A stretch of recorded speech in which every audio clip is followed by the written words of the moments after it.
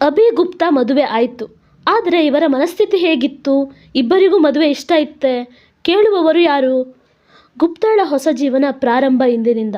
ಹೊಸದೊಂದು ಬದುಕು ಶುರುವಾಗಿದೆ. ಅಮ್ಮನಿಗಾಗಿ ಅಂದು ಬದುಕಲು ಹೊರಟು ಹೊಸ ಜೀವನ ಪ್ರಾರಂಭಿಸಿದಳು. ಎಲ್ಲರಿಂದ ದೂರ ಆದವಳು ಹೊಸದೊಂದು ಜೀವನ ಆರಂಭಿಸಿದ್ದಳು. ಇಂದು ಮತ್ತೊಂದು ರೀತಿಯ ಹೊಸ ಜೀವನ, ಅದನ್ನು ಪ್ರಾರಂಭಿಸಲು ಅವಳಿಗೆ ನಿಜಕ್ಕೂ ಸಮಯ ಬೇಕು. ಎಲ್ಲರಿಂದ ದೂರ ಇದ್ದವಳಿಗೆ ಈಗ ಅತ್ತೆ, ಮಾವ, ಗಂಡ ಎನ್ನೋ ಹೊಸ ಸಂಬಂಧಗಳ ಬಾಂಧವ್ಯ ಇದೆ ಅಲ್ಲವೇ? ಅವುಗಳ ನಿರ್ವಹಣೆ ತುಸು ಕಷ್ಟವೇ ಅವಳಿಗೆ. ಅದೇ ಯೋಚನೆಯಲ್ಲಿ ಅಭಿಯ ರೂಮ್ಗೆ ಬಂದಳು. ಈಗ ಅದು ಅವಳ ರೂಮ್ ಕೂಡ ಅಲ್ಲವೇ? ಅಭಿಯ ಬಗ್ಗೆ ಏನೂ ಗೊತ್ತಿಲ್ಲ ಅವಳಿಗೆ. ಅವನು ಬೆಡ್ ಮೇಲೆ ಕುಳಿತಿದ್ದ. ಇವಳ ಕಡೆ ನೋಡುತ್ತಿದ್ದ. ಅದು ಎನ್ನುತ್ತಾ ತಡವರಿಸಿದಳು. ಏನು ಎಂಬಂತೆ ಹುಬ್ಬೇರಿಸಿ ಕೇಳಿದ ಅವನು. ನಾನು ನಾಳೆ ಊರಿಗೆ ಹೋಗ್ತಿದ್ದೀನಿ ಎಂದಳು ಕಷ್ಟಪಟ್ಟು.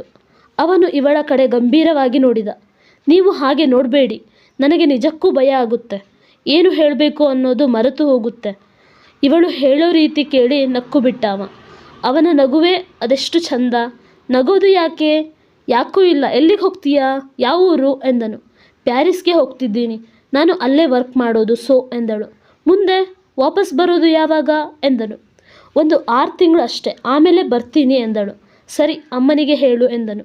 ಸರಿ ಎಂದು ಬೆಡ್ ಮೇಲೆ ಒಂದು ಕಡೆ ಮಲಗಿದಳು, ಇನ್ನೊಂದು ಕಡೆ ಅವ ಮಲಗಿದ. ಇಬ್ಬರ ಮಾತುಗಳು ಯಾಕೋ ಮೌನ ತಾಳಿದ್ದವು. ಮಾರನೇ ದಿನ ಅಭಿ ಯಾವುದೋ ಕೆಲಸ ಇದೆ ಎಂದು ಅವರ ಅಮ್ಮನಿಗೆ ಹೇಳಿ ಹೊರಟು ಹೋದ. ಗುಪ್ತಾಗೆ ಬೇಸರ ಆಯಿತು. ಅವನು ತನಗೆ ಒಂದು ಮಾತು ಹೇಳದೆ ಹೋಗಿದ್ದಾನೆ ಅನ್ನೋ ಬೇಸರ ಅವಳಿಗೆ. ಸಂಜೆ ವೇಳೆಗೆ ಗುಪ್ತಾ ಹೊರಡಲು ತಯಾರಿ ಆದಳು. ಆಕಾಶ್ ಅವಳನ್ನು ಬೆಂಗಳೂರಿಗೆ ಬಿಟ್ಟು ಬರೋಕೆ ಅಂತ ಹೊರಟ. ಮುದ್ದು ಅಂತೂ ಎಲ್ಲೋ ಇದ್ದೋಳು ಕೊನೆಗೆ ಅಮ್ಮ ಮನೆಗೆ ಬಂದೆ ಆ್ಯಂಡ್ ನನ್ನ ಅತ್ತಿಗೆ ಆದೆ ಅಲ್ವಾ, ಸೊ ಸ್ವೀಟ್ ಎಂದನು. ನಿಮ್ಮ ಅಣ್ಣ ಯಾರ ಜೊತೆನೂ ಜಾಸ್ತಿ ಮಾತಾಡಲ್ವಾ ಎಂದಳು. ಅವನು ಮಾತಾಡಲ್ವಾ? ದೇವಾ, ಮಾತು ನಿಲ್ಲಿಸೋದೇ ಇಲ್ಲ ಗೊತ್ತಾ, ನನಗಿಂತ ಜಾಸ್ತಿ ಮಾತಾಡ್ತಾನೆ ಎಂದನು. ಅವನ ಮಾತು ಕೇಳಿ ವಿಚಿತ್ರ ಎನ್ನಿಸಿತು ಅವಳಿಗೆ.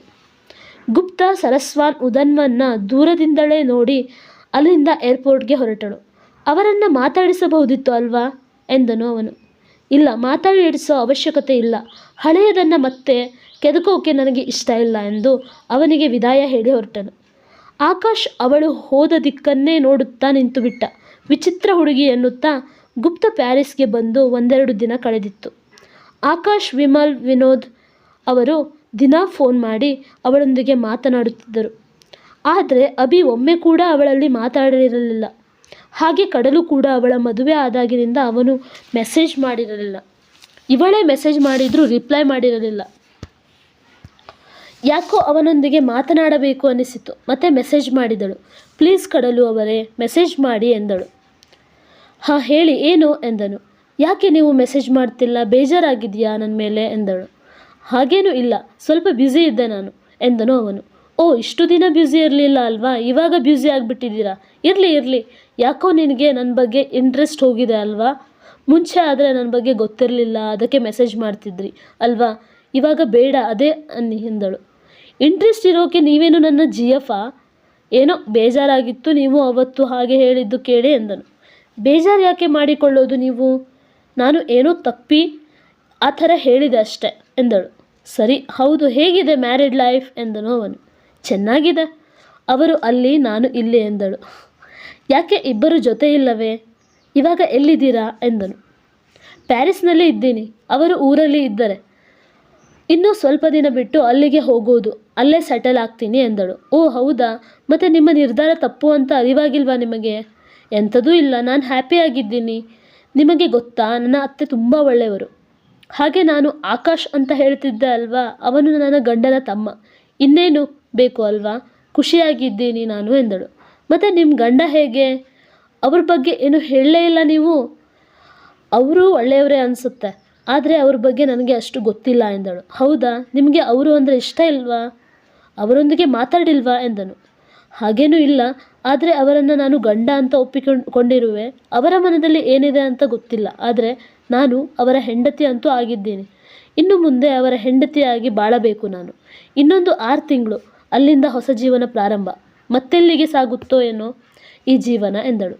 ನಿಮಗೆ ಬೇಸರ ಇಲ್ಲವೇ ಅವರ ಮೇಲೆ? ನಿಮ್ಮನ್ನು ಒಪ್ಪಿಗೆ ಕೇಳದೆ ಆತುರದಲ್ಲಿ ಮದುವೆ ಮಾಡಿದ್ದಾರೆ ಅಂತ ಎಂದನು. ಆತುರದಲ್ಲಿ ಮದುವೆ ಆಗಿರಬಹುದು, ಆದರೆ ಅದರ ಹಿಂದೆ ಏನೋ ಕಾರಣ ಇರಬಹುದು. ಆದರೆ ನನ್ನ ಒಪ್ಪಿಗೆಯಿಂದ ಮದುವೆ ಆಗಿರೋದು. ಏನು ಗೊತ್ತಾ, ಅಭಿ ಅವರ ಒಪ್ಪಿಗೆ ಕೇಳಿದ್ದರೋ ಇಲ್ವೋ ಅದೇ ತಿಳಿದಿಲ್ಲ ನನಗೆ. ಅವರು ಅವತ್ತು ಕೋಪದಲ್ಲಿ ಇದ್ದರು ಎಂದಳು. ಹೌದೇ? ಹೌದು. ನಿಮ್ಮ ಜೀವನದ ಬಗ್ಗೆ ಅಂದರೆ ನಿಮ್ಮ ಗತ ಜೀವನದ ಬಗ್ಗೆ ನಿಮ್ಮ ಗಂಡನಿಗೆ ಗೊತ್ತಿದೆಯೇ ಎಂದನು. ಗೊತ್ತಿಲ್ಲ ಅನಿಸುತ್ತೆ. ಆದರೆ ನಾನು ಊರಿಗೆ ಹೋದ ಮೇಲೆ ನನ್ನ ಬಗ್ಗೆ ಎಲ್ಲ ಹೇಳುವೆ ನಾನು. ಅವರು ಏನು ಅಂದ್ಕೊಳ್ತಾರೋ ಗೊತ್ತಿಲ್ಲ. ಆದರೆ ನನ್ನ ಬಗ್ಗೆ ಹೇಳೋದು ಮುಖ್ಯ ಅನಿಸಿತು ಎಂದಳು. ಒಳ್ಳೆಯದು. ಅವರು ನಿಮ್ಮ ಬಗ್ಗೆ ತಿಳಿದು ನಿಮ್ಮನ್ನು ಒಪ್ಪದೇ ಇದ್ದರೆ ಆಗ ಏನು ಮಾಡುವಿರಿ? ಏನೂ ಇಲ್ಲ. ಒಂಟಿ ಜೀವನ ನನಗೆ ಹೊಸದು ಅಲ್ಲವೇ? ಅಮ್ಮ ನನ್ನ ಜೀವನ ಸುಖವಾಗಿ ಇರಲಿ ಅಂತ ಈ ಮದುವೆ ಏರ್ಪಾಡು ಮಾಡಿದ್ದರು. ಅಂದರೆ ಅವರು ನಮ್ಮನ್ನು ಒಂಟಿ ಮಾಡ್ತಾರೆ ಅಂತೀರಾ? ಅಮ್ಮನ ಮೇಲೆ ನನಗೆ ತುಂಬ ನಂಬಿಕೆ. ಅವಳು ಯಾವುದೇ ನಿರ್ಧಾರ ತಗೊಳ್ಳುವಾಗಲೂ ಅದೆಷ್ಟು ಯೋಚಿಸಿ ನಿರ್ಧಾರ ಮಾಡುತ್ತಿದ್ದರು ಗೊತ್ತೇ? ಅಂಥದ್ರಲ್ಲಿ ನನ್ನ ಜೀವನದ ಬಹುಮುಖ್ಯ ನಿರ್ಧಾರ ಇದು. ಅದನ್ನು ಅದೆಷ್ಟು ಯೋಚಿಸಿ ಸರಿ ತಪ್ಪು ಅಂತ ಅಳೆದು ತೂಗಿ ನೋಡಿರ್ತಾರಲ್ಲವೇ? ಅದು ಅಲ್ಲದೆ ನನ್ನ ಅತ್ತೆ ಮಾವ ನನ್ನ ಮತ್ತೆ ಒಂಟಿಯ ಮಾಡೋಲ್ಲ. ಇನ್ನೂ ಅಭಿಯವರ ಬಗ್ಗೆ ನನಗೆ ತಿಳಿದಿಲ್ಲ. ಆದರೆ ಆಕಾಶ್ನಿಂದ ಒಂದಿಷ್ಟು ತಿಳಿದಿರುವೆ. ಅವನ ಪ್ರಕಾರ ಅಭಿಯವರು ತುಂಬ ಒಳ್ಳೆಯವರು. ಅಮ್ಮ ಅಪ್ಪ ಅಂದರೆ ತುಂಬ ಇಷ್ಟ. ಹಾಗೆ ಸಂಬಂಧಗಳಿಗೆ ಹೆಚ್ಚು ಬೆಲೆ ಕೊಡ್ತಾರಂತೆ. ಅವರ ಮೇಲೆ ನನಗೆ ನಂಬಿಕೆ ಇದೆ. ನನ್ನನ್ನು ಅರ್ಥ ಮಾಡಿಕೊಳ್ತಾರೆ ಅಂತ ಎಂದಳು. ತುಂಬ ನಂಬಿಕೆ ಇದೆ ಅನ್ನಿ ಅವರ ಮೇಲೆ. ಓಕೆಪ್ಪ, ಏನೇ ಆಗಲಿ ಚೆನ್ನಾಗಿರಿ. ಇನ್ನಾದರೂ ಖುಷಿ ಸಿಗಲಿ ನಿಮ್ಮ ಜೀವನದಲ್ಲಿ ಎಂದಳು. ಹೀಗೆ ದಿನಗಳು ಸಾಗುತ್ತಿದ್ದವು. 6 ತಿಂಗಳು ಕಳೆದೇ ಹೋಯಿತು. ಗುಪ್ತಾ ಇನ್ನೆರಡು ದಿನಗಳಲ್ಲಿ ತನ್ನರಿಗೆ ಮರಳಿ ಹೋಗುವುದರಲ್ಲಿ ಇದ್ದಳು. ಅದೇ ಅವಳಿಗೆ ಖುಷಿ. ಅವಳ ಫೋನ್ಗೆ ಕಡಲು ಅವರಿಂದ ಮೆಸೇಜ್ ಬಂದಿತ್ತು. ಏನು ನದಿಯವರೇ, ತುಂಬ ಬ್ಯುಸಿ ಆಗಿದ್ದೀರಾ ಅನಿಸುತ್ತೆ. ಅದು ಅಲ್ಲದೆ ಈಗ ಕಾದಂಬರಿ ಕೂಡ ಬರೆಯುತ್ತಿಲ್ಲ, ಯಾಕೆ? ಹೊಸ ಕಾದಂಬರಿ ಪ್ರಾರಂಭಿಸುವುದಿಲ್ಲವೇ ಎಂದನು ಕಡಲು. ತುಂಬ ದಿನ ಆಗಿತ್ತು ಅವನೊಂದಿಗೆ ಮಾತಾಡಿ. ಸ್ವಲ್ಪ ಬ್ಯುಸಿ ಆಗಿದ್ದಳು. ಅವಳು ಕೆಲಸ ಬಿಡುವವಳಿದ್ದಳು ಅಲ್ಲವೇ? ಅದಕ್ಕೆ ತುಸು ಹೆಚ್ಚೇ ಕೆಲಸ ಇತ್ತು. ಆದ್ದರಿಂದ ಯಾರೊಂದಿಗೂ ಸಮಯ ಕಳೆಯಲು ಆಗಿರಲಿಲ್ಲ. ಹಾಗೇನೂ ಇಲ್ಲ. ಇನ್ನೆರಡು ದಿನಗಳಲ್ಲಿ ಊರಿಗೆ ಹೋಗುತ್ತಿದ್ದೇನೆ. ಇನ್ನು ಈ ಪ್ಯಾರಿಸ್ನ ಮಣ್ಣಿನ ಋಣ ತೀರುವುದು. ಆಫೀಸ್ ವರ್ಕ್ ಇತ್ತು ಎಂದಳು ಅವಳು. ಹೌದೇ? ಊರಿಗೆ ಹೋದ್ಮೇಲೆ ಏನು ಮಾಡ್ತೀರಾ? ಬೇರೆ ಕಡೆ ವರ್ಕ್ ಮಾಡ್ತೀರಾ ಅಥವಾ ಬರವಣಿಗೆನೇ ವೃತ್ತಿಯಾಗಿ ತೆಗೆದುಕೊಳ್ಳುವಿರಾ ಎಂದನು. ಇಲ್ಲ, ನೋಡಬೇಕು. ಇನ್ನೂ ಅದರ ಬಗ್ಗೆ ಯೋಚಿಸಿಲ್ಲ. ನನ್ನದೇ ಜವಾಬ್ದಾರಿಗಳು ಶುರು ಆಗ್ತವೆ. ನಾನು ಇನ್ನು ಮುಂದೆ ತನ್ನ ಯೋಚನೆಯಂತೆ ಸ್ವಂತ ನಿರ್ಧಾರ ತೆಗೆದುಕೊಳ್ಳೋಕೆ ಆಗಲ್ಲ. ಅತ್ತೆ ಮಾವ ಅವರ ಒಪ್ಪಿಗೆ ಬೇಕು. ಅವರಲ್ಲಿ ಚರ್ಚಿಸಿ ಮುಂದೆ ಏನು ಅನ್ನೋದು ನೋಡಬೇಕು ಎಂದಳು. ಏನೇ ಆದರೂ ಬರವಣಿಗೆ ನಿಲ್ಲಿಸಬೇಡಿ. ನಿಮ್ಮ ಬರವಣಿಗೆ ಶೈಲಿ ಚಂದ ಇದೆ, ಮನಸ್ಸಿಗೆ ಮುದ ನೀಡುತ್ತೆ ಎಂದನು. ಹೌದೇ? ಹೌದು. ಒಂದು ಪ್ರಶ್ನೆ ಕೇಳಲಾ? ಕೇಳಿ. ಹೌದು, ನೀವು ಬರೆಯೋದಕ್ಕೆ ಅಂದರೆ ನಿಮ್ಮ ಬರವಣಿಗೆಗೆ ಸ್ಫೂರ್ತಿ ಯಾರು? ಹಾಗೆ ಈ ಬರವಣಿಗೆಗೆ ವೃತ್ತಿಯೋ ಪ್ರವೃತ್ತಿಯೋ? ನನ್ನ ಬರವಣಿಗೆಗೆ ಸ್ಫೂರ್ತಿ ನನ್ನ ನೆಚ್ಚಿನ ಹುಡುಗಿ. ಅವಳ ಮೇಲಿನ ಭಾವನೆಗಳನ್ನು ಬರಹದ ಮೂಲಕ ಒಂದು ರೂಪ ಕೊಟ್ಟಿರುವೆ ಅಷ್ಟೇ.